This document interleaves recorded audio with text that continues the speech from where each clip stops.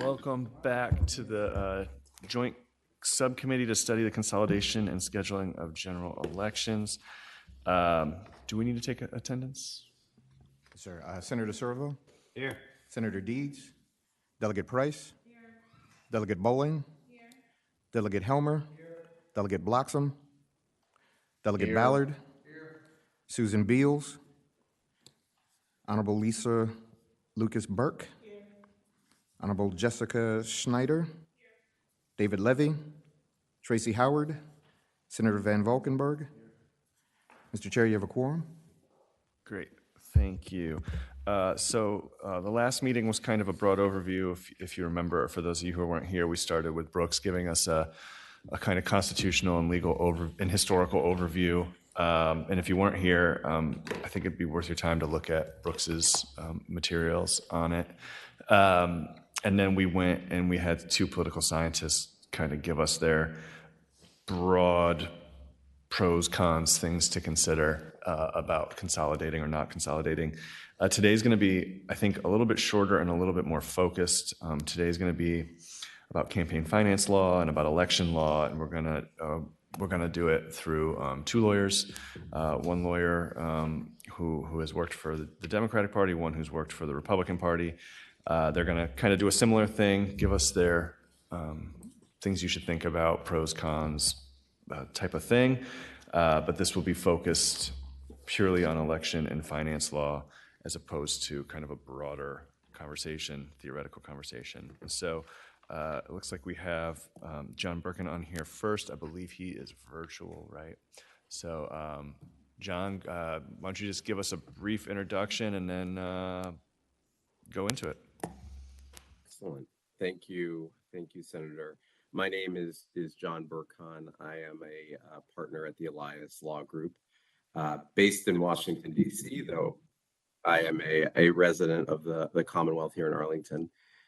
Thank you so much for having me here. I've been an election lawyer for the past 15 years, and my focus and my practice is on state and local elections.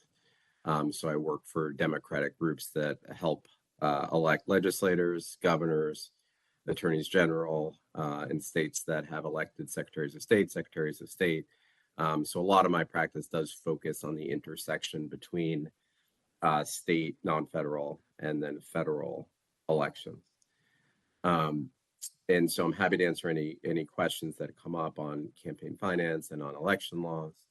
And, just to start off before opening up to questions, there are 5 states, including Virginia, that schedule their statewide and/or legislative elections on a different year than their federal elections. So that's Virginia, that's New Jersey, which are this year, and then Louisiana, Kentucky, and Mississippi. The other 45 states schedule their statewide legislative and federal elections in the same year. And the principal impact of this, as was noted in the introduction, is on how these elections are financed, and particularly how what I think everyone refers to as the coordinated campaign, the effort by each party to turn out its voters in support of the ticket up and down the ballot, how that piece of the campaign is financed. And in states where non-federal and federal elections are held in different years, the financing of the non-federal elections is governed effectively exclusively by state law. In the 45 states where those elections are held in the same year, the non-federal and federal elections, the financing of elections is governed by both state and federal law. And if Virginia ends up making the move to hold their non-federal elections in the same year as federal elections, it will mean that financing piece does change, and that federal law will end up playing a significant role in addition to state law. I'm happy to kind of go into the details now if that would be helpful, or if you want to do that at a different point. I defer to the body here. Yeah, you can go ahead. Great. Just to give a little bit of history here, and I enjoyed reading some of the materials that Brooks had put together on the history of how Virginia ended up. in this place. The history of how federal and non-federal elections are financed together, the most sort of recent point of significance is the McCain-Feingold legislation that was passed by Congress and signed by President Bush in the early 2000s. And the McCain-Feingold theory behind McCain-Feingold, which seems a bit quaint or outdated today, was that the raising and spending of money by political parties and affiliated committees such as caucuses was the principal threat of corruption to the process. And so McCain-Feingold really made an effort to restrict the ability of state parties and state caucus committees to spend what they called soft money, which is essentially money that's legal under state law but exceeds federal limits, to spend soft money to influence federal elections. And the problem they tried to solve is that in years where there's both a non-federal and federal election on the ballot, parties, caucuses, candidates, when they are spending money, they are sort of by definition having some impact on both federal and state elections. If a candidate for state senate or the House of Delegates is spending a lot of money in their district to try to turn out voters, those voters obviously also have the opportunity to vote in federal elections. The same is true when a federal candidate spends money. The same is true when a state party or caucus spends money. So the problem they tried to solve was, okay, how do we draw the line? When do we decide that an activity is federal, such that it should be governed, at least in part, by federal rules? And how do we determine when spending is purely non-federal, such that it should be governed solely by state rules? And the system they came up with was to define a series of activities, what they call federal election activity. And they broke federal election activity essentially into 4 different categories. So the first category was voter registration. And they said voter registration is federal election activity, even if it's undertaken by a state party or a state caucus of legislators. That is considered federal election activity because registered voters have an opportunity to vote in federal elections. However, they are only going to consider it to be federal election activity when it takes place within 120 days of a scheduled federal election. So taking Virginia as an example, if we still have the June primary and the November general election, voter registration is considered federal election activity effectively starting in early February of the even year, and then is considered federal election activity again from July through November of the even year. The second category of federal election activity included get out the vote activity, included voter ID, and included what they call generic campaign activity, which are communications that say vote Republican, vote Democrat, but don't mention candidates.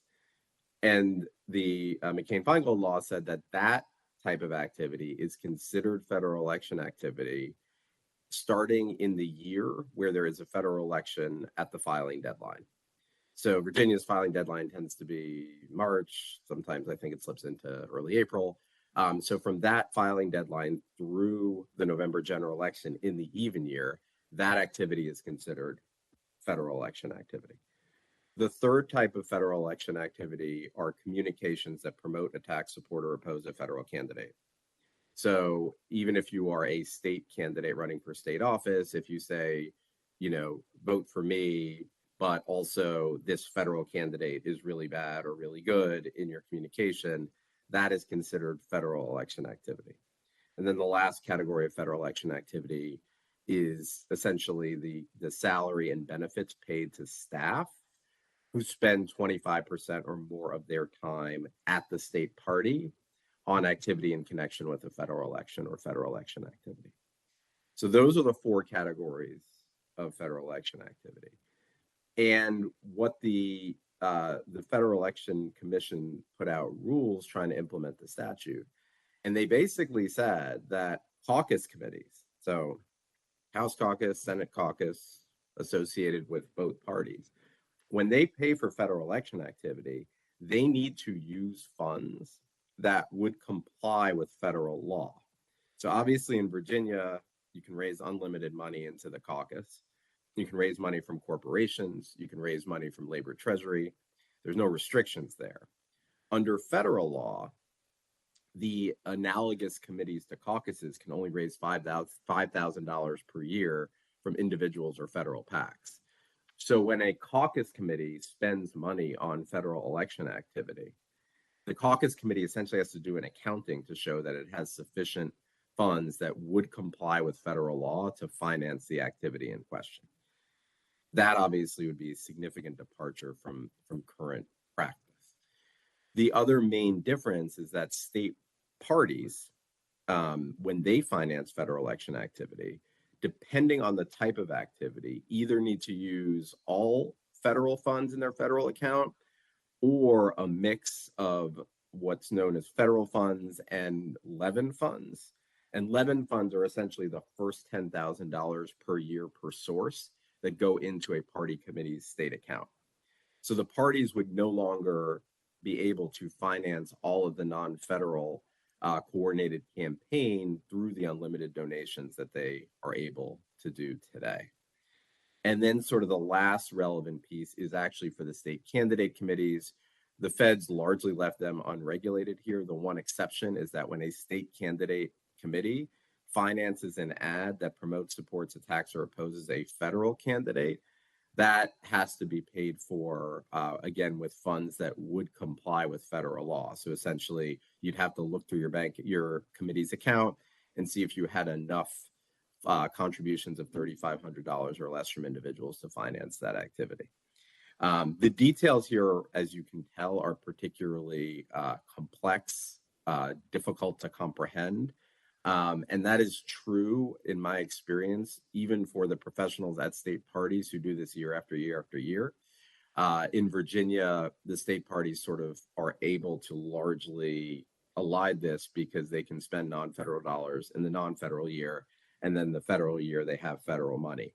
The party committees in states that combine it, have to invest a significant sum of money in compliance to make sure that they have experienced compliance professionals and operations directors who can constantly manage the flow of money and understand when they have enough non-federal funds, enough federal funds, enough Levin funds to pay for all of these different types of activities.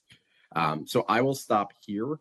That is, I think, the sort of biggest overview, the base overview, and provide sort of a picture of the complexity that I think would come about if we, on the finance side, if we made this change. John, we've got a lot of questions. And we can save some for Chris, too. All right, Delegate Homer's first in the queue. Thank you, Mr. Chair. Mr. Chair, appreciate the presentation from the gentleman.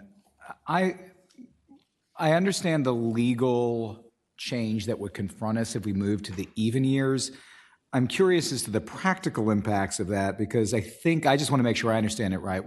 What I heard is, well, first of all, in Virginia, to set the context, most of the dollars that come through a caucus, because of our because of the lack of limits, end up going into paid television communication for the candidates. Very little of it goes into voter registration or GOTV by the party. So my practical understanding of what you said is, well, there would be a significant accounting change because the vast majority of funds actually go to state candidate activities that are promoting or opposing state candidates. Moving us to the even years would essentially make sure that 75% of the funds given for GOTV efforts are from limited sources capped at the $5,000 federal limit, but everything else would remain unchanged. And given that that's a very small part of the total expenditures that happen in state races in Virginia, I actually expect that in practice the impact would be minor. But I'm asking that to see if my understanding is on, or if actually this is a massive change, given that we spend most of the money on paid communications for a state candidate. Yes, this is a great point, Delegate Helmer. I agree with legally you are correct. To the extent that a caucus either puts money on TV or digital or radio or in the mail on a communication that is simply saying to vote for their preferred candidate or against their opposed candidate, those communications are not regulated by federal law unless they promote, support, attack, or oppose a federal candidate, or unless they also constitute get out the vote activity. So that is the one caveat there. So there is an exception essentially for what an incidental get out the vote message. So if, the caucus put out a message that said, vote for Dan Helmer and go vote, on November 4th, that is not considered get out the vote activity because that's incidental. But if your campaign or if the caucus, for example, wanted to put out a absentee, chase program to get out absentee voters in your district that included the ability to get yourself on the, absentee voting list for a particular election or the permanent list, that actually would be considered federal election activity and would be regulated. Two quick follow-up questions. One is, does mail directed at get out the vote for the specific candidate fall within the exception? In other words, we have a frontline Republican or Democratic district. The Republicans or the Democrats send a go vote for Dan Helmer or for Jason Ballard letter, email, whatever, and that's the only person who's on there, and it's actually funded by the candidate committee, not by the caucus.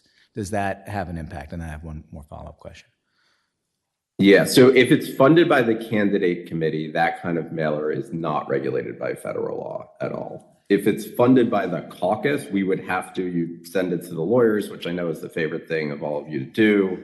And we would basically determine whether the get out the vote piece is sufficiently incidental that it's not regulated by federal law. The final question, Mr. Chair, is the one place in which both caucuses do invest significantly is the party has the ability to send mail at a reduced rate. And so we tend to, because of the unlimited structure of Virginia donations, flow all mail through the party. So it's paid for by the party and then approved by the candidate, as almost all disclosures on mail in Virginia. And so does this have, with the exception of get out the vote, which I understand is we're just going to have to pay lawyers to answer in a federal year, with the exception of get out the vote, standard mail, in other words, Delegate Ballard or Delegate Helmer have done X, Y, and Z that's great for you, just so you know, which would be then approved by my campaign or Delegate Ballard's campaign and then paid for by the party. Does there any impact on that activity, which is probably the most significant transfer of funds from both the campaigns and the caucus to the party itself? There is no impact on that activity. The party still has the postal permit and has the ability to send at the non-profit rate, regardless of the year in which it's sent. Thank you, Mr. Chair. Senator Servo?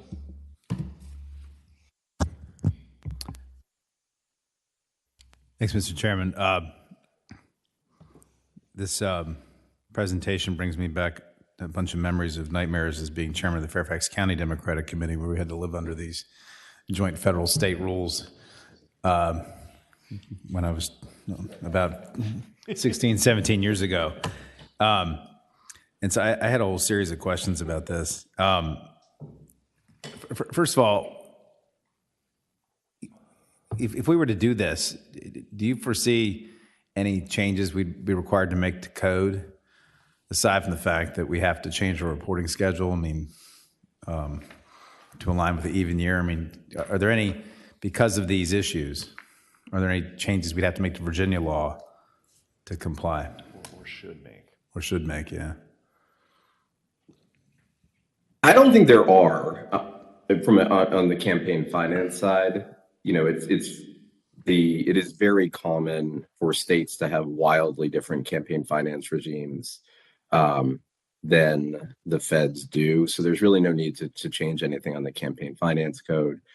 I think on the election side, there aren't that many rules in Virginia, of which I'm aware, that treat the voting process differently for federal and non-federal elections. I think there are some small subset of non-military overseas voters who fall in the federal only bucket, depending on their residency and their reason for being abroad.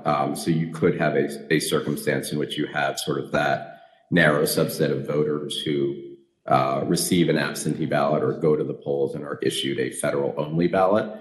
And so that may be something to look at, but otherwise I don't foresee a need to amend the code. Additional question, Mr. Chair.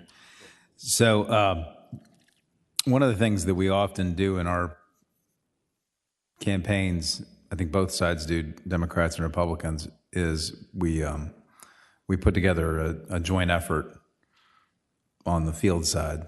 So, you know, I don't know what the Republicans call it, but I think in our side we call it a coordinated campaign, where sort of resources are pooled when it comes to field and sometimes literature and other things.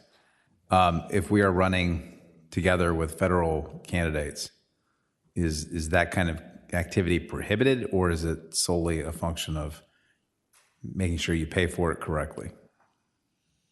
It's the latter. It's solely a function of making sure you pay for it correctly. But I think you note that the paying for it correctly will change substantially if the elections are held on the same day.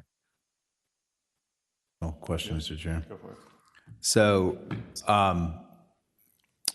what about joint communications? So, for example, you know, could somebody put out a mail piece or an ad that says, you know, vote for the following people on a piece of paper or an ad, TV ad, whatever, that has everybody on it or has a federal and a state candidate on it? Is that kind of activity prohibited, or is it, again, solely a question of how you pay for that communication?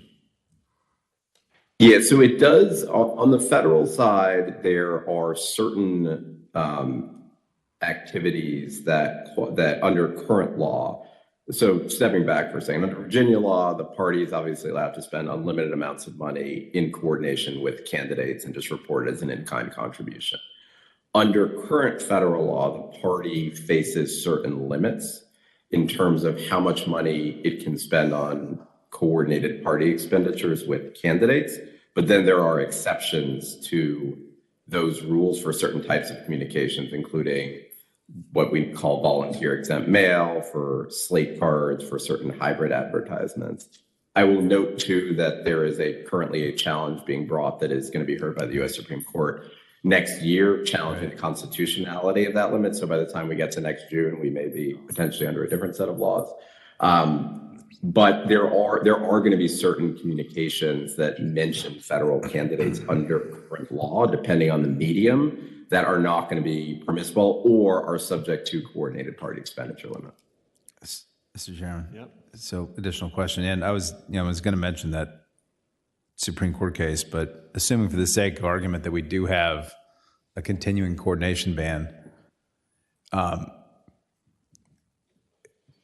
you know, I've tried to speak to different campaigns at different times, and they're like, not allowed to talk to you, not allowed to coordinate or whatever. You know, it gets all weird. We don't have to worry about this coordination thing in Virginia. But assuming that coordination thing continues, it doesn't get set aside as being unconstitutional.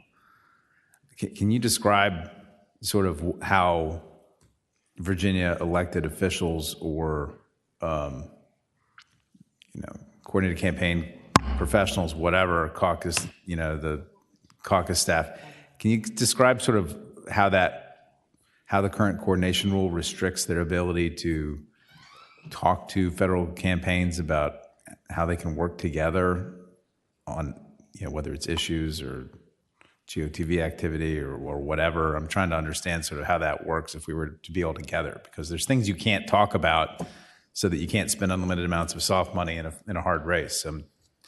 How would that change? Because we don't have to worry about that right now at all, unless we have a special election that's on the ballot with a federal candidate. Yeah, it's a great point. And I think the main difference is in Virginia elections now, it is very rare for any organization, whether it's a PAC that accepts unlimited amounts of money, a 501c4, spending its political dollars, it's rare to have any groups on the quote unquote independent side that are doing independent expenditures.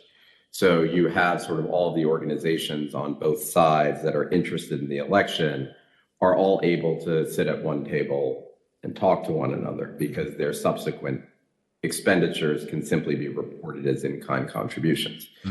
In federal races, what typically happens is that you have a firewall between candidates and party committees on the one hand, and then you have outside groups, super PACs, 501c4s, that are firewalled off from those candidates because their expenditures need to be on TV and digital and mail, need to be legally independent from the candidates and party committees for them to be legal. So what would happen is the groups that if you consolidated, the groups that you currently sit at the table with, some of the outside groups on both sides, if they want to spend money in the federal races too, would presumably firewall themselves off so that you on the state's non-federal side would no longer be able to talk to them after a certain point in the election cycle. That is typically how it works. The state and federal candidates typically remain sort of around the same, proverbial table. But it is usually those outside groups that then move over to the independent side and no longer talk to the state or federal candidates or party committees. Okay. Last question. So when I was in my last days as chairman of my committee back in 2009, I recall there being some conversation about being able to sell soft money for hard money or something like that. I guess there were some committees around the country that have a need for hard money, and so in Virginia we don't need hard money when we're in our own cycle, so we could actually sell our hard money to somebody else for soft money at a premium. Does any of that kind of stuff go on within these states that do things together? I mean, is that still a thing? Yeah, it's still a thing. I mean, state parties across the country are, depending on the laws of their state and how much money they have in each account, they talk to other state parties to swap state and federal funds, at a certain premium. So it still goes on, but I think you are right that Virginia sort of has the advantage being in 2 separate years that it's probably easier in practice for the state and local parties to engage in that practice. Final question, Mr. Chair. Yep.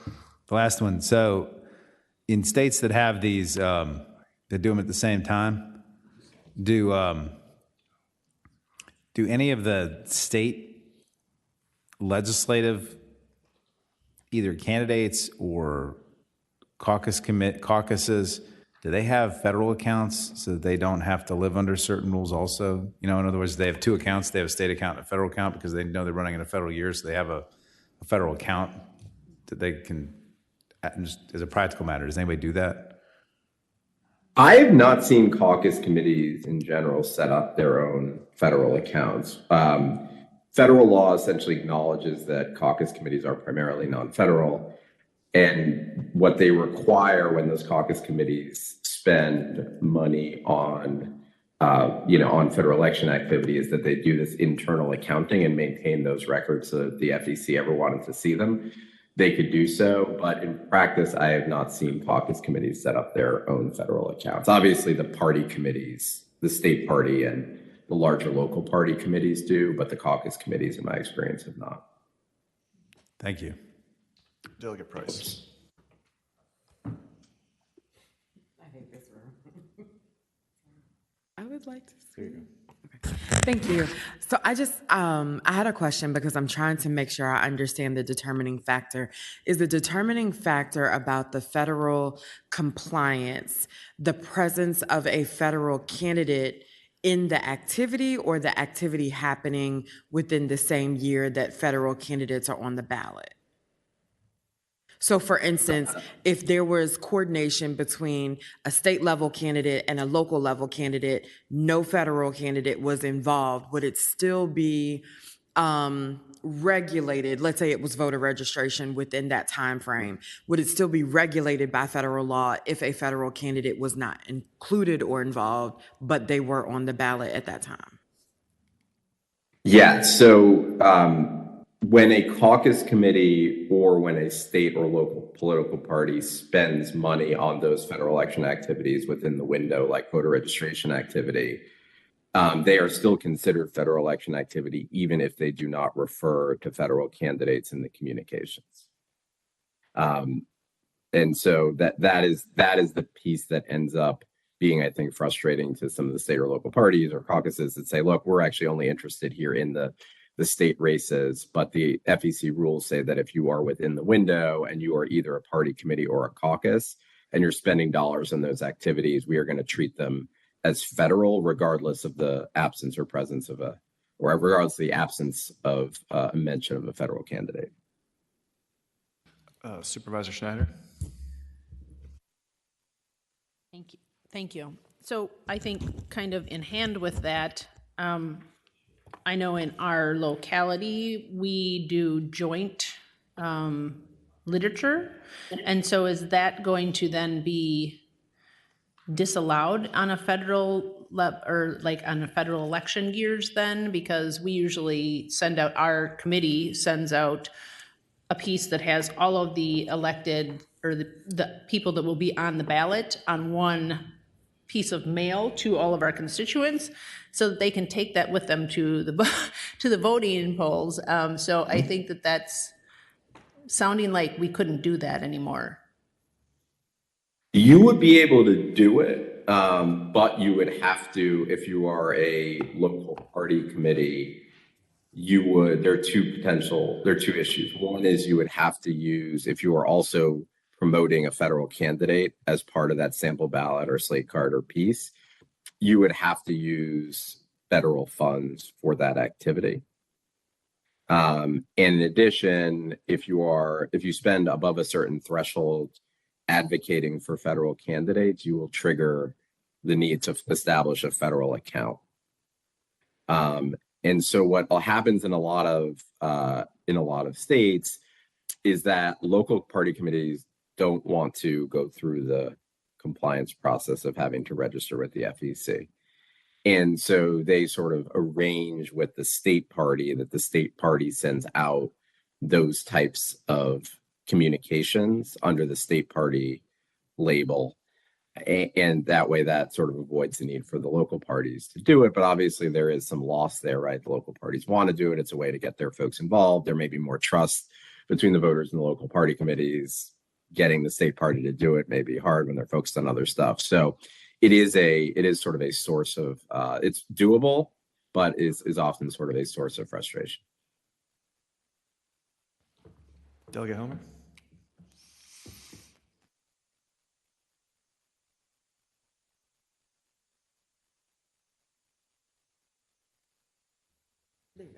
Thank you, Mr. Chair. Mr. Chair, I just asked I'd ask the witness. We've been talking a little bit about the challenges we would face at the state level. I also think that the current gap does create some loopholes and transparency, and I just want to make sure I understand it. My understanding right now is if you're a federal super PAC that donates in Virginia, receives donations that may end up supporting a candidate, you're not actually regulated by the large donations cap. So right now, if a party committee or a caucus or whatever receives over a certain amount in Virginia, that's a 24-hour reporting threshold. That doesn't exist for federal super PACs. Federal super PACs, because of Virginia law, can spend on an unlimited basis, and the reporting for federal super PACs in what Virginia would consider an off year or on year, which is an off year for the rest of the country for federal elections, is such that you have a July 31st report and then a January report. So you can't actually witness the expenditures that take place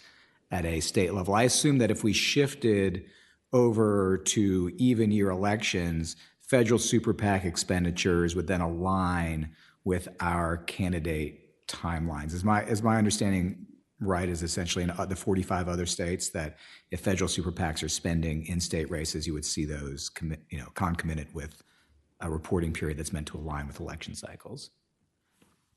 Yeah, I think that's a very good point. I think there are sort of two issues there. The first is that Virginia allows federal PACs to make contributions in state elections simply by registering one-time registration with elect. And once you do that, there's no additional reporting in Virginia by those federal PACs. The only reporting goes to the Federal Election Commission. So if you move to, which is obviously that is, you know, a legislative choice. If you move to an even year election cycle, the federal super PAC schedule changes. They then report on a quarterly basis, not a semi-annual basis, plus with an additional pre-election report and an additional post-election report. And so you would have a circumstance in which federal super PACs are then reporting, at least filing a report 12 days before the general election, covering all activity through the 20th day before the election. So it would include more activity than you currently have under the current set of rules. Thank you, Mr. Chair. Supervisor Lucas Burke. Thank you, Mr. Chair. And Mr. Barkin, thank you for the presentation. My question is, you made mention to 5 states, I believe, who are under the federal elections. And the question is it a desire or any urgency for any of these states to be aligned, whether they're red state, blue state, battleground states, for them to be under the even election years or any other circumstance? So just wanted to know, I know you made mention of the 5 states that are currently under the federal election, so just was wondering if there's any urgency for them to align together or in opposition of each other. Yeah, it's a great question. I have not heard anything from any of those states that there's any effort afoot legislatively or via their constitutional process to move their elections to an even year, but you know, there may be in it. Maybe I just haven't heard of it.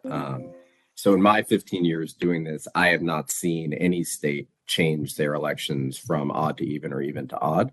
But I am sure that there's always some discussion of it for the same reason that there is here.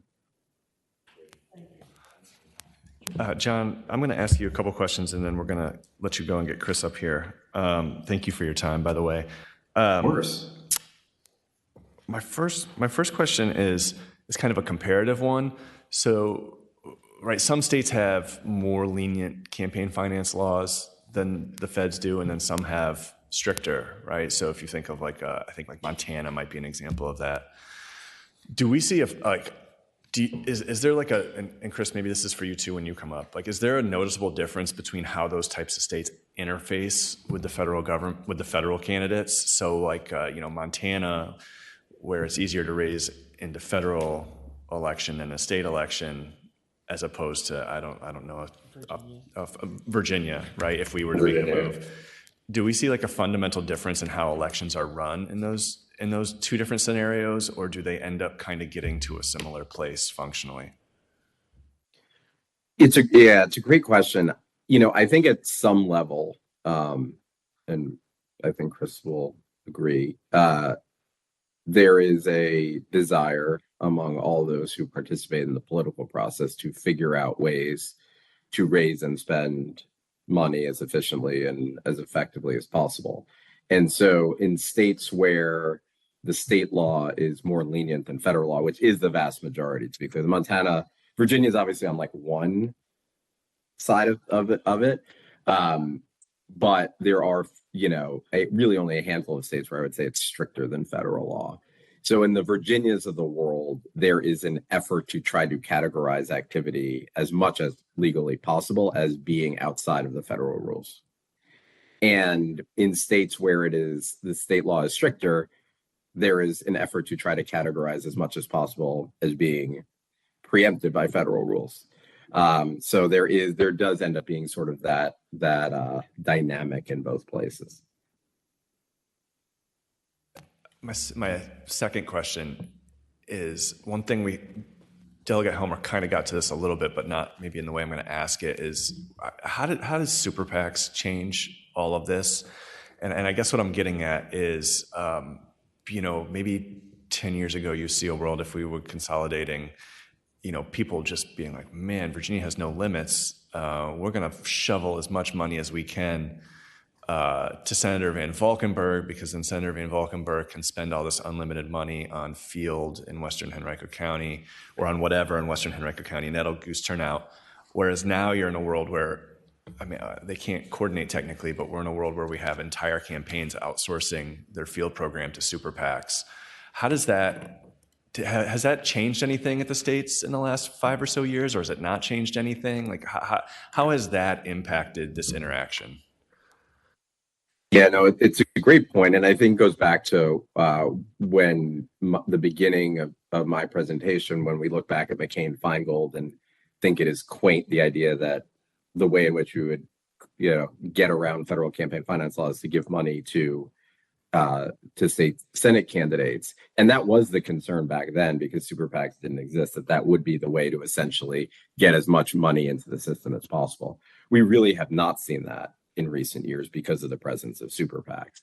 I think now, just given the the presence and kind of permanence of those super PACs, to the extent that there is a desire to give money in excess of federal limits to influence federal campaigns, that money tends to flow through super PACs. And obviously to some extent also 501c organization.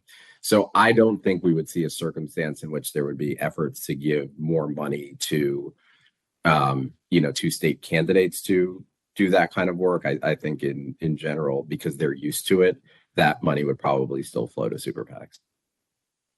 And my last question is kind of if let's say we make the move, how I guess kind of game out how you think the state elections would change, like game out how would raising money, how would creating coordinateds, how would, I guess, just like kind of take some of this legalese and this theory and like make it concrete. And I'm not holding you to anything you say, because obviously I'm asking you to wing what you think would happen. But like what functionally do you think we would see change? So I think the first thing that we would see is that groups on both sides that you as candidates are used to working with, the sort of, the kind of interest groups on both sides, but also sort of, any ideological organizations, et cetera, they would move largely to the independent side in those years because they would want the flexibility to spend money in federal races. That would certainly be true, I think, in presidential years, and probably true also in the midterm years. So I think that's the first thing you would see. The second thing you would see is that there becomes a significantly, to the point Senator Servo was making, there becomes a demand for federal money because you actually need a certain minimum of federal dollars in order to run the coordinated campaign. And in years where there is a very competitive presidential or Senate race, that money largely flows through DNC, RNC, DSCC, NRSC, et cetera. Obviously, in competitive congressional districts that we have in Virginia, that'll flow through NRCC, DCCC. But I think you would see a really heightened demand for federal dollars that does not exist right now. So to me, those would end up being the two biggest finance changes that we would end up seeing in the race in these years. Cool. And we're going to give Senator Servo the last question, and then we're going to move on. Thank you, John. Thanks. And I had based on your practical analysis there, I had three things I could see as being practical consequences, and I'm just curious for your reaction. One is, I think it's going to be a lot harder for us to hire staff because right now everybody comes to Virginia because nothing else is going on. So it's a lot easier for us to get managers, field, finance, whatever, all from all over the country because there's nothing else happening. So people come here to work, consultants, whatever. I think there'll be an impact on that. Secondly, I would like to know whether you think there would be more pressure on elected officials to rely more on raising money from individuals, small donors, than there is right now. Because right now, for example, in Virginia, because you don't have to worry about showing that you have hard dollars in your account as a candidate or as a party, perhaps it's easier to raise money from larger sources, whether they're corporations, PACs, or individuals that will write checks in excess of $3,500. So it seems to me there'd be more pressure on elected officials to try to raise their money from humans in smaller amounts so that we can account for this stuff, and it simplifies our compliance and reporting obligations. And to me, that would be a good thing. And then the third thing, practical impact that I wonder about is whether or not you think there would be less pressure on state elected officials to actually raise money, because it would be possible for state legislative and local candidates to rely on either the presidential, U.S. Senate, or congressional field operation and campaign, whatever they've got going on over there, so that we wouldn't need to raise as much, because we can have to reinvent the wheel every year when we're in this off-year thing. So I'm just curious whether you think there would be, notwithstanding all the coordination issues and everything else, whether there'd be less of a need for state and local people to raise money. Yeah. So the first point, I completely agree with you. I mean, Virginia is the center of the political universe every odd year, because it is, I think of the 5 states you mentioned, it is the purplish, most purple of those 5. It's, obviously its proximity to Washington, D.C. and a lot of the political folks that live there. So you do have a ton of attention on your elections in the odd year that you just will not have in the even year. The focus in 2023 on legislative races that were in Virginia, that is rare to see in other states around the country. So I do think that would change just because you blend into a much larger mix of elections. I also agree that it would increase the need to raise hard dollars from individuals, from humans. On the last point, I think in theory, yes, like if there is a lot of federal interest in the race, there will be more money in from the feds to help finance the coordinated campaign. I think what many of your colleagues in other states would say is that the struggle then becomes to convince those federally focused campaigns to even include us on the list, to include us in the coordinated campaign. And so I think that ends up becoming the struggle, is that it's sort of more federally focused, and therefore it becomes a political discussion about the extent to which the federal candidates will work with the legislative candidates in that year. Thanks. Of course. John, thank you for your time. Really appreciate it. This was really helpful. Next up, we have Chris Marston. You. And so, Chris, same thing. Just kind of introduce who you are, give us an overview, and then we'll ask you some questions. Good morning. Thank you, Senator. It's a pleasure to be here with all the members. I am a volunteer as the general counsel for the Republican Party of Virginia, so I have some experience in state party finances. And in my day job, I run a compliance firm that does campaign finance reporting for both federal and state candidates. So I have some practical experience as well. There are 3 areas that I wanted to discuss with you. The first is sort of the reporting schedule. The second, John covered very well in regards the allocation between state and federal funds. And the third is advertising disclosures and disclaimers. I did prepare a handout. The first one that you see up on the screen is my sort of hypothetical combined 2028 election. And I just put this together to show you what campaign reporting would look like in terms of when reports went in and who had different reporting requirements. And with the exception of the first quarter, covering January 1 to March 31, there is no report that would be in common between state PACs, federal PACs, state candidates, and federal PACs. Whether that leads you to think perhaps you should make a change to the schedule, certainly up to you. But I think there are 2 things. There's and this, of course, is good for me. There's an increased need for compliance professionals, but there's also a challenge in the public disclosure world. I think that some have alluded to that with the issue of sort of what I'd call the super PAC loophole in odd years with reporting. This isn't as big a loophole as it were, but it just, everybody's on a different schedule. So when the gubernatorial campaign says we raised this much, it's going to be, 4 days after the Senate campaign raised this much, and they're not comparable time periods. So again, that's not necessarily bad, but it is something you might want to consider if you make that change. So that was really the big point on finance. The other thing I would note is there are a lot of rules that are different with regards to what gets reported and how things are categorized. The federal rules tend to be more complicated. The Virginia rules are more simple, but it makes apples to apples comparisons harder when you're looking at these things. Again, I'm not sure that's necessarily bad. It's just something to be aware of. With regard to the allocation between state and federal, there's a second handout there that doesn't do nearly as good a job as John did on breaking out the allocation of federal and non-federal funds. The point I wanted to make with this fairly ludicrous chart is that it's super confusing and complicated, and it changes from year to year, even in federal cycles. As an example, your administrative cost percentage changes based on whether there's a president, a senate, or just House members on the ballot. So there's 3 different percentage allocations in those different years. And there's complicated rules for different types of communications, and which you base on time and space dedicated to federal and state candidates, and which have to be all federal because they include, the attack, support, or oppose. So the point is it's just very complicated. So I think one of the things I draw from that is, much like McCain-Feingold now seems quaint, you really never know what consequences there's going to come from changes you make in these systems until you've made them, and strange things emerge.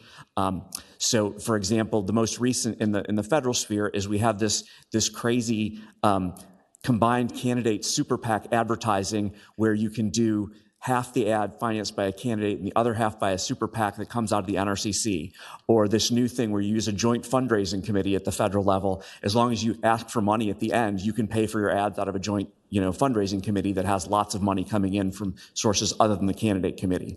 So those things will just emerge.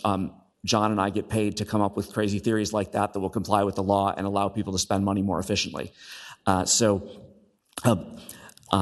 It's hard to know what the impact will be, and it's very hard when you consider it from the perspective of a single entity. So, Delegate Helmer, you focused a lot on what a caucus would do and what the implication is for a state candidate, and that's entirely appropriate for you. But you have to also ask the question, what does a state party do? How does it change its behavior? The coordinated campaign is a great example. Someone raised the mail permit, which is another great example. But if you're using the mail permit and you're just advocating for a state campaign, super, you're covered. But if there's any reference to a federal candidate, federal election activity.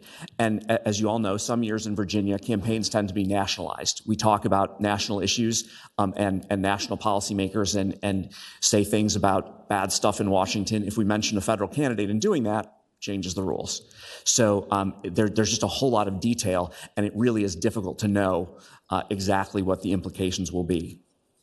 The final point I wanted to discuss is advertising disclosure rules. This is another area where there are differences in the rules at state and federal level, and one challenge that presents both to everyone who's trying to comply, the consulting firms that prepare your ads, and also to the public to understand what's allowed and not allowed. And when, oh my goodness, the number of people who complain about some advertising rule and demand that the state party stop doing something, they're almost always wrong because they're in the wrong year. And the number of candidates, who last year forgot to put the black box around their disclaimer because that was a new state rule, It's just a challenge with differences between rules. I actually commend the General Assembly for sort of standardizing the printed box disclaimer. That made life a lot easier for all of us. But there's a lot of differences still in TV and radio and phone calls. As an example, the stand by your ad provision we have in Virginia only requires you to stand by your ad if you mention another clearly identified candidate. At the federal level, you have to stand behind all your ads. I don't mean to disparage anyone's courage. I'm not trying to say that. Just that there are different rules for the TV and radio. On telephone calls and text messages, the federal rules only kick in if you make 500 or more. The state rules don't apply unless you're within 180 days of a general or 90 days of a primary, and then they're for every call. Printed communications, this is where you have standardized the visual disclaimer, which I think is great. But at the federal level, it applies only to public communications, which is a defined term that doesn't mean what you think it means. In the state rules, it applies to any printed communication. So there are just differences in the applications. Internet communications, similarly, all internet communications are regulated in one category at the federal level. If it's on the internet, it's under these rules. Under the new state rules, if it's on the internet and it's text or graphics, it's one set of rules. If it's video or audio, it's a different set of rules. And the statutory exceptions to where disclaimers have to appear are also different. The federal sets out 3 criteria. The state just applies to novelty items that don't need a disclaimer. So when people are, printing pencils to give out at county fairs and one has to have a disclaimer and the other doesn't, it just gets complicated. That's sort of a silly example, but I think you take the point. So I hope that those are helpful issues to consider as you contemplate whether or not consolidating these would be a good idea. I didn't want to get too far into the policy realm. It's yours, but I'd certainly be happy to answer any questions you might have about my presentation or anything that emerged from John's that you wanted further detail on. Delegate Helmer?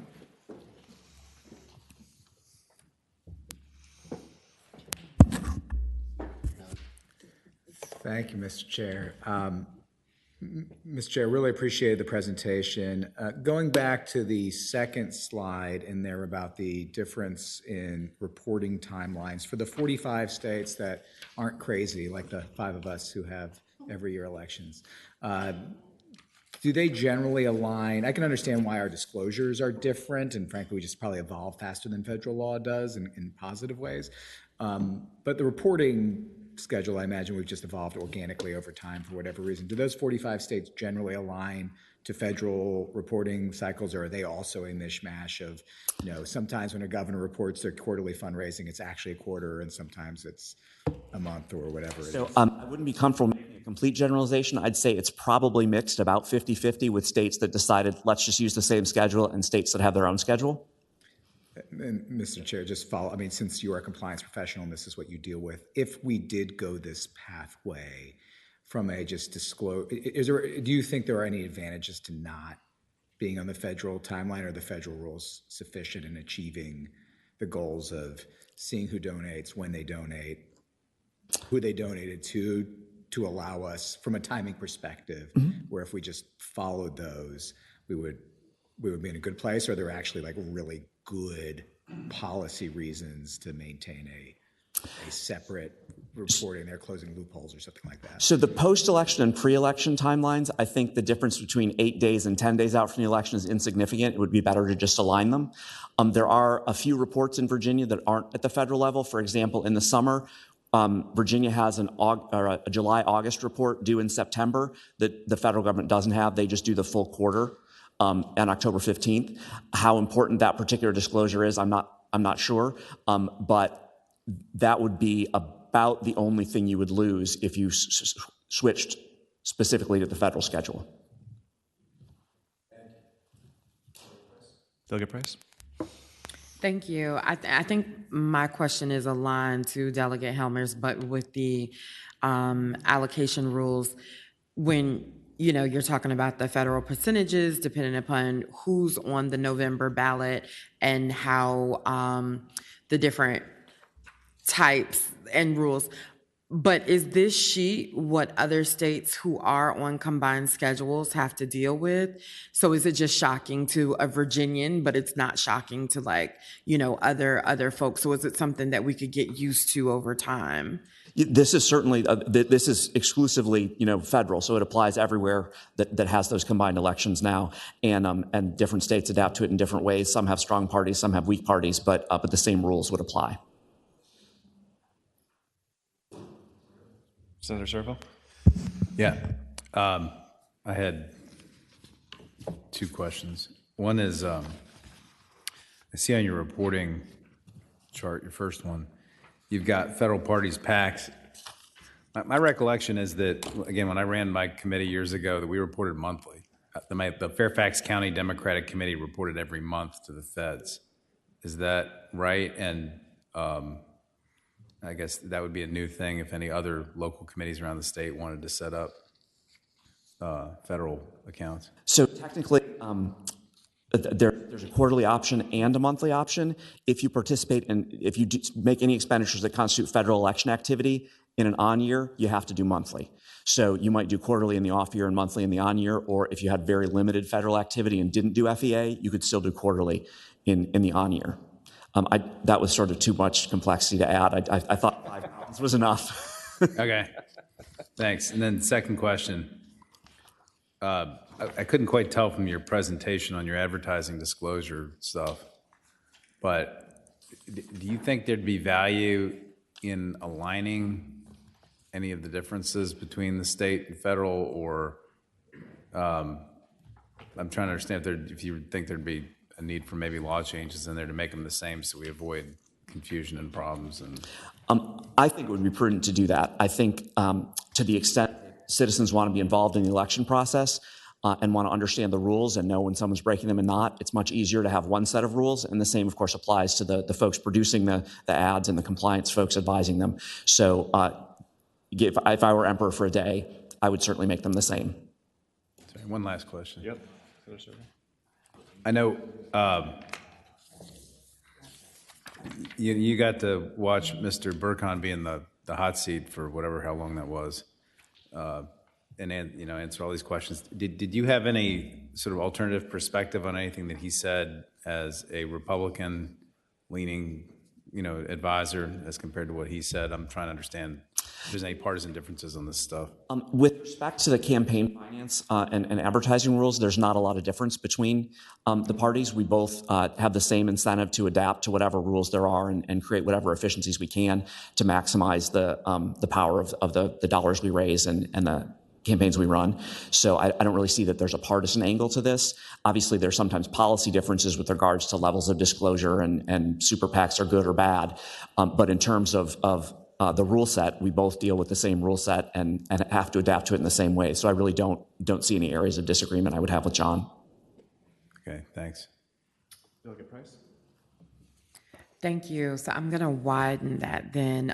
So we were here 2 days ago, and we were just kind of talking about different facets of pros and cons of consolidation. So one of the things that I think was the biggest realization for me would be that federal law, just federal elections law, would kind of take over then for state and local elections. And I'm very proud of some of the laws that we have here in Virginia as far as voting rights, but then that could change because then, federal law, should there be citizenship requirements or whatever, not asking how you feel about those laws, but do you have any additional input outside of campaign finance that you would like to posit for us to consider should we be, doing the pros and cons of consolidation?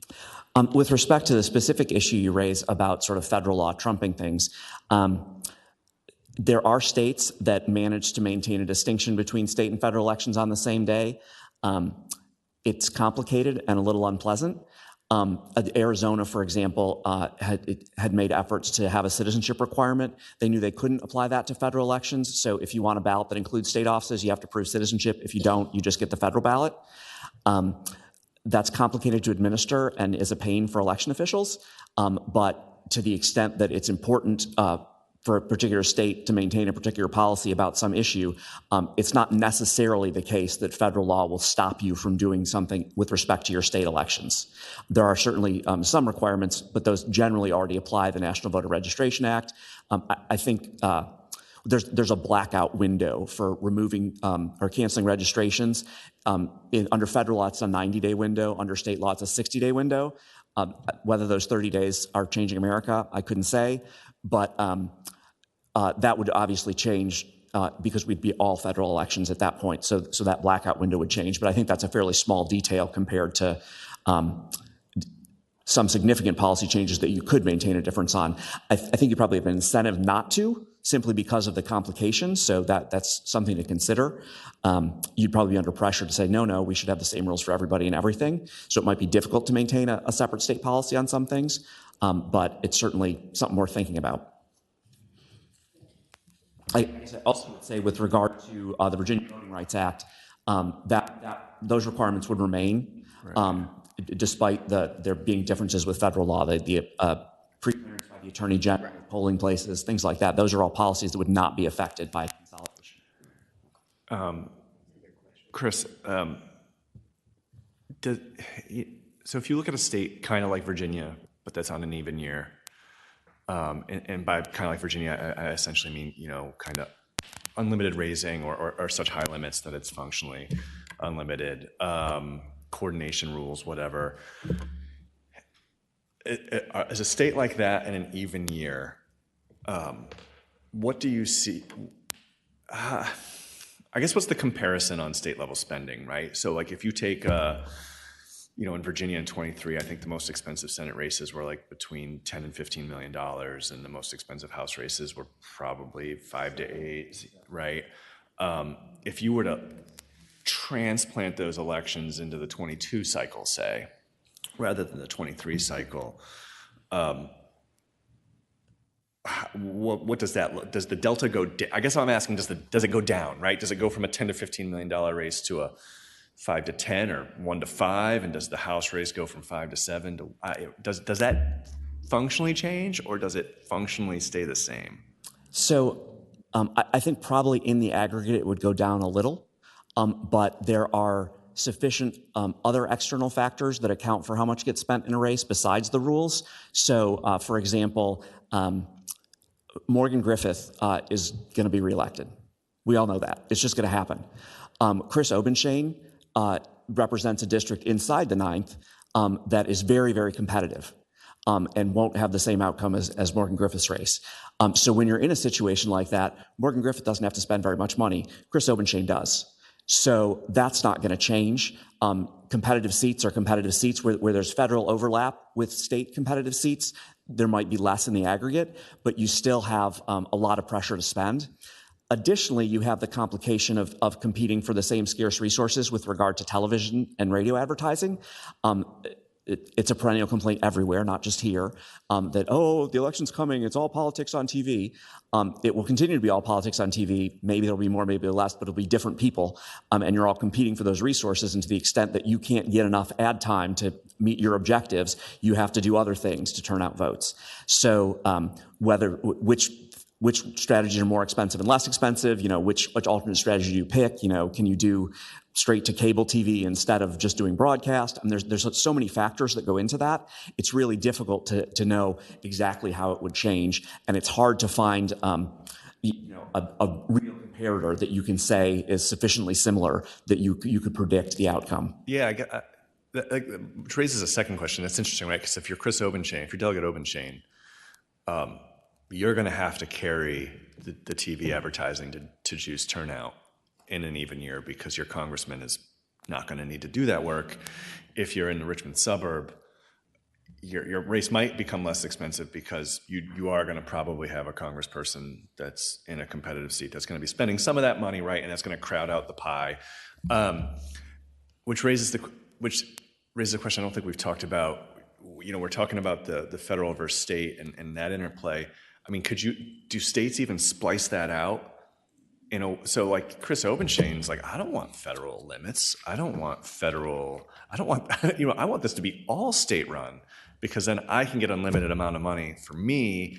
And if I'm tied to Morgan Griffith, that's actually in some ways possibly weighing me down, as opposed to you're in the Richmond suburbs and you're like, well, the more coordination, the better, because we're all one team and yada, yada, yada. Is that even possible to do, to where you see places break out? Does that make sense, the question I'm asking? So for example, you would just live with the fact that you have federal limits for joint party activities that you're doing in the Richmond area, because there's a sufficient advantage to you with up-ticket races advertising, where in Roanoke you might say, nope, we're not going to do any federal combined activity because I want to spend all my own money. If you wanted to I wouldn't presume to suggest strategy to anyone. For purposes of an example, if Chris thought there was an advantage to having Morgan in an ad with him, then he would have to be stuck with the federal limits and couldn't just fund it with state money. But yes, there certainly are places that break out that difference to the extent they can when it's to their advantage. And parties or coordinateds, do parties or coordinateds across the country do that, where they separate out? And then the last question, I guess I'll just ask you the same question I asked John, and Senator Serval put some meat on that bone too. But what do you if, let's say we implemented it in 2030, we're all on even year elections, like what are the knockoff effects that you would see immediately happen? Well, very personally, I would have to lay off staff in odd years and hire more staff in even years. I know that's not the principal concern of the committee. It's very difficult to predict how everybody's going to react to different rules. For example, one of the consequences of no limits in Virginia right now is that the caucuses are very independent from the state party. You don't have to rely on the state party for anything except the mail permit, and I don't know how the Democratic Party works it, but on the Republican side, when someone asks us if we would be prepare mail on their behalf, we generally say yes, as long as there are funds available, and it's not a strategic matter. So things like that might change. The caucuses might become more integrated or dependent on the state party, and that could be good or bad depending on your perspective. I'm a strong party guy, but I imagine if I were a member of the General Assembly in a caucus, I would think it was really important to have an independent caucus. In terms of the aggregate money in the system, there's nothing that's ever slowed that down. Every year, more money gets spent on politics. So no matter what change we make, it will not have the effect of reducing the total sum of money in the system. In terms of practical changes, again, more compliance professionals like me will get hired. But in terms of political effect, I think that is more about running races simultaneously than it is about any particular rule structure. And I don't think there's a lot you can do on the rule structure to change the difference between a campaign that has everybody on the ballot at once and those that are separate. Supervisor Schneider?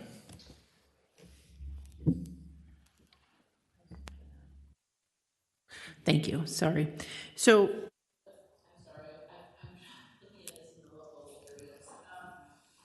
oh, it went off again. Sorry. So, do you think, again, at local levels, are the elections going to be insulated kind of from the effects just because they are already more grassroots and, you're locally funded by your constituents, or will we have to be kind of relying on the benevolence of the up-ticket people to, drag us along and help fund us? I just really look at that as, I know the races aren't as expensive, but there are definitely people that spend a lot of money in local things, and I'm not saying they're more successful than others, but I look at that as an issue. So I don't know. So I think that there's not a universal answer to that.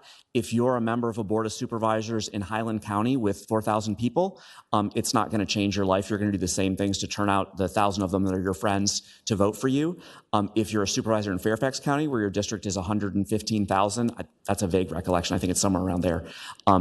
You're running a race that's a lot like a House of Delegates or Senate race, and it's going to be bigger and more expensive, and you're going to have to rely on up-ticket to help you turn out because you simply can't have a relationship with 115,000 people.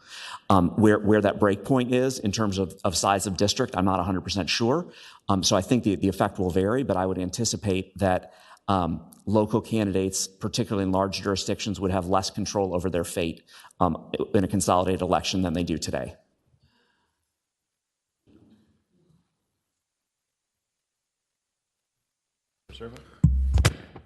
Yeah, thanks. I just had one other question.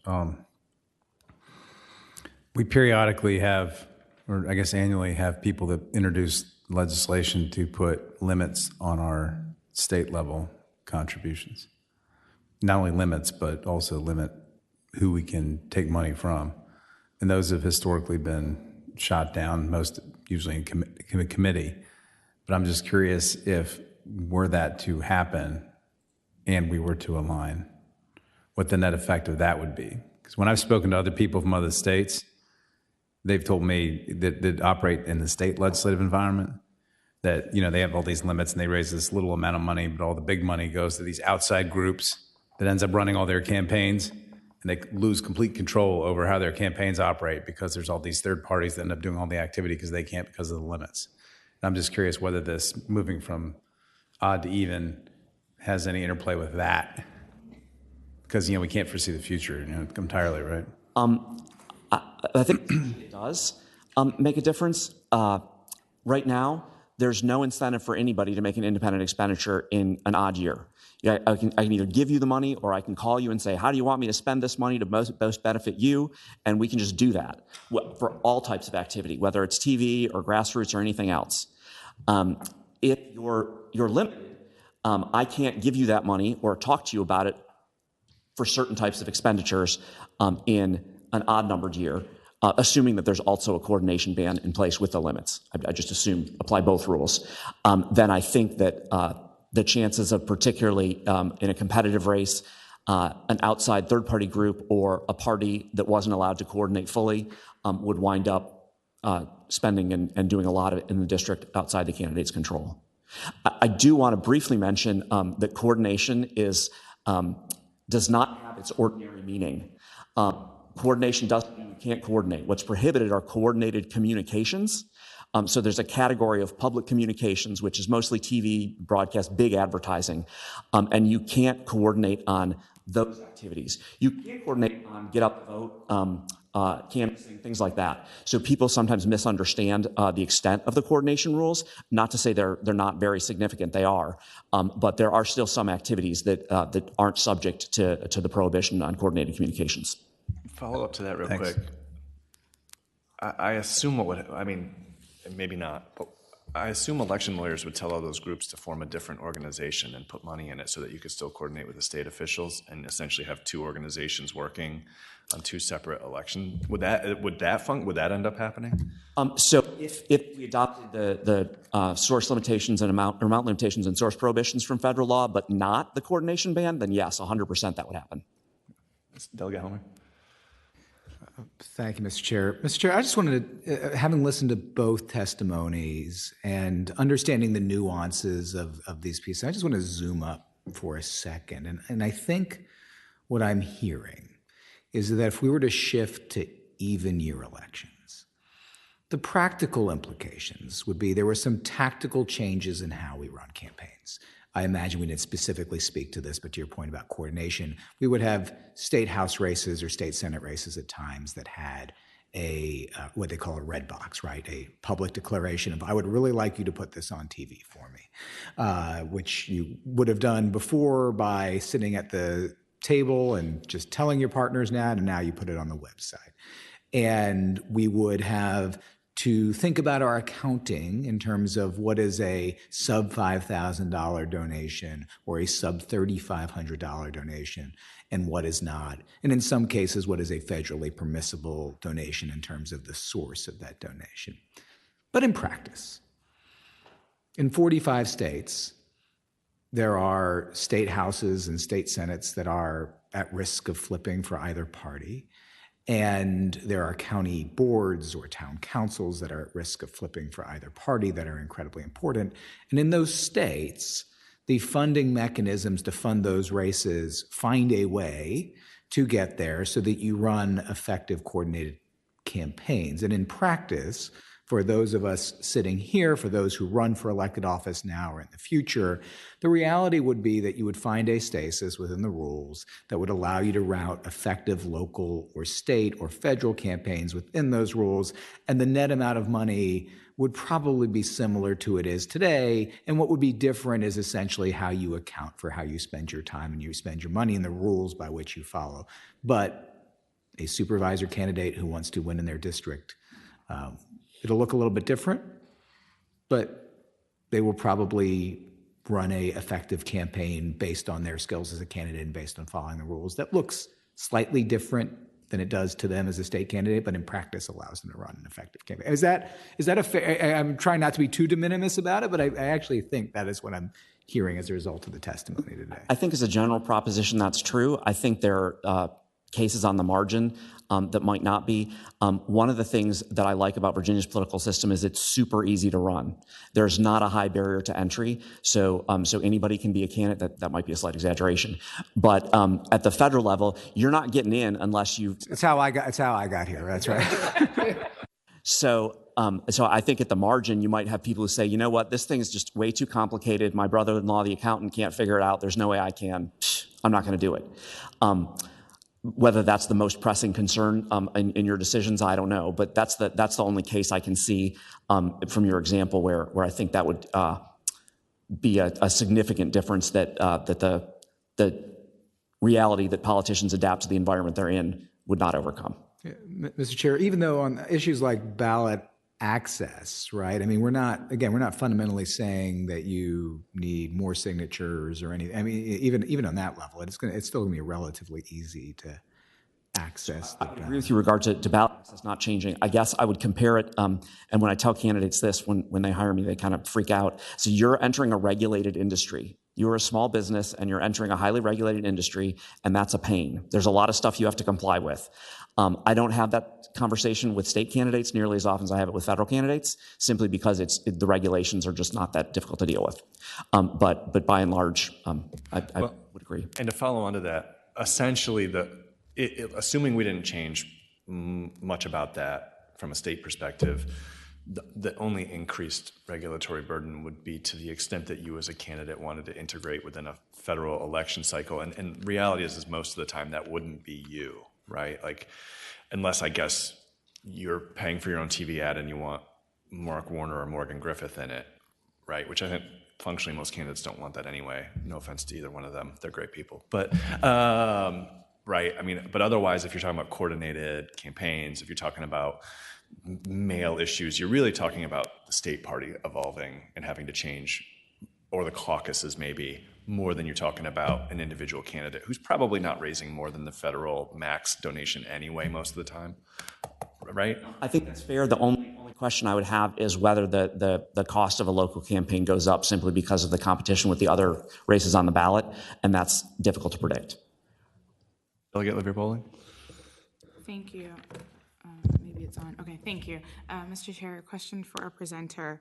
I'm wondering, because I'm new to this, right, and I'm trying to understand it all, how is this going to affect elected officials here, specifically in the General Assembly, who may be looking at a June primary and fundraising during General Assembly session, since what I'm hearing, there can be a separation of raising federal dollars and not, so maybe if I'm tag teaming with a federal candidate during January, February, March, am I able to raise, not raise? Am I able to campaign or not? Do you know how that's going to be affected? So when a member of the General Assembly seeks federal office during session, they raise federal funds because the prohibition only applies to state funds. So if you were working on a coordinated program to use the state party to finance some of your efforts, I suppose theoretically during the General Assembly session, you could raise money into the state party federal account. Y'all might want to take a look at that. I kind of regret that I raised it, but I think that answers the question.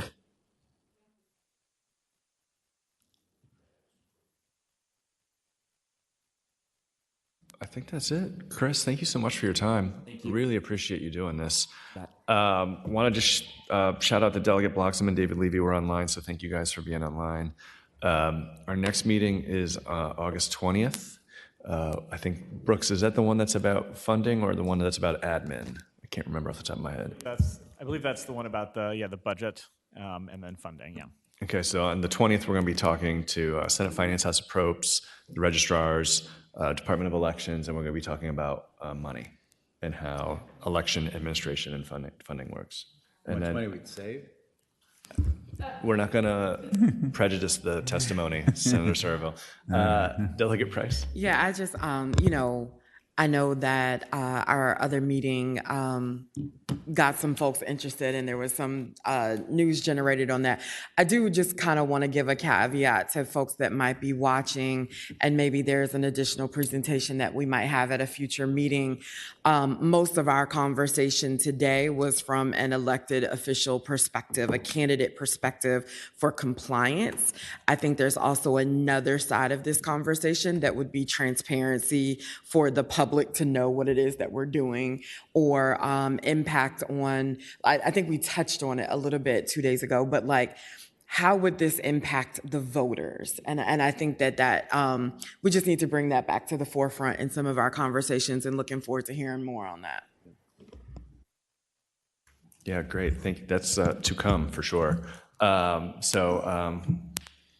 Anybody else for the good of the order? Public comment. Oh, we have to do public comment. Is there anybody online? And is there anybody that wants to come forward? Thank you for the reminder. All right, well, with that, we will adjourn. Thank you, everybody. The Senate of Virginia, Richmond, Virginia.